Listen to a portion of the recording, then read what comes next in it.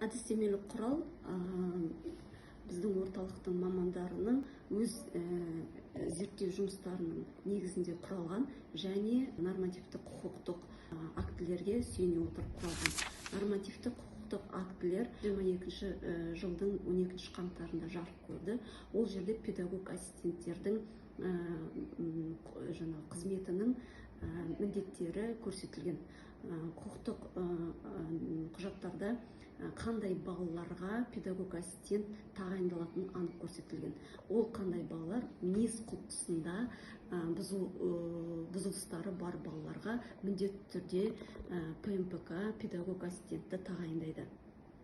Педагог ассистенттің басты мақсаттарға тоқталатын болсақ, баланы мектеп өміріне бейімдеу, баланың серіктестерімен, мектеп ұжымымен, мұғалімдермен қарым-қатынасқа түсуді дағдыларын дамыту және де баланы өз бетімен мектеп өміріне еніп кетуге баланы дайындау. Міне осындай мақсаттарды көздейді.